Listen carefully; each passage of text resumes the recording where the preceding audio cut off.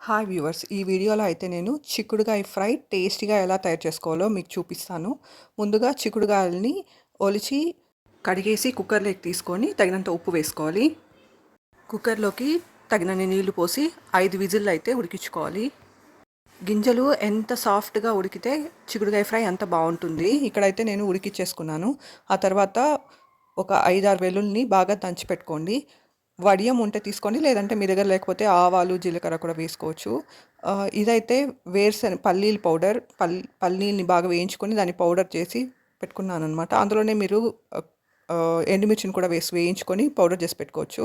ఆ తర్వాత ఒక పెనం తీసుకొని అందులోకి కొంచెం ఆయిల్ వేసి, ఆయిల్ వేడయ్యాక అందులోకి కొంచెం వడియాన్ని వేసి, జీలకర్రని కూడా వేసుకొని మనం దంచి పెట్టుకున్న వెల్లుల్లిని వేసి, ఇప్పుడు మనం ఉడికించి పెట్టుకున్న చిక్కుడుకాయల్ని అందులో వేసి కలిపేసి, అందులోకి కొంచెం పసుపు వేసుకొని మనం డ్రై రోస్ట్ చేసి పెట్టుకున్న పల్లీల పొడిని అందులో వేసి మిక్స్ చేసేస్తే హెల్దీ అండ్ టేస్టీ చిక్కుడుకాయ ఫ్రై రెడీ అయిపోతుంది.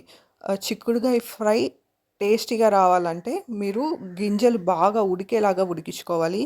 గింజలు బాగా సాఫ్ట్గా ఉడికితే బాగా ఉంటుంది ఫ్రై. ఇలా మిక్స్ చేసేసి స్టవ్ ఆఫ్ చేసేసారంటే హెల్దీ అండ్ టేస్టీ చిక్కుడుకాయ ఫ్రై రెడీ అయిపోతుంది. ఈ చిక్కుడుకాయల్లో చాలా విటమిన్స్ ఉంటాయి, మినరల్స్ ఉంటాయి. ఇది హెల్త్కి చాలా మంచిది. ఈ వేలో ప్రిపేర్ చేసుకున్నారంటే ఇది పెరుగుతో సాంబార్తో కూడా చాలా టేస్టీగా ఉంటుంది.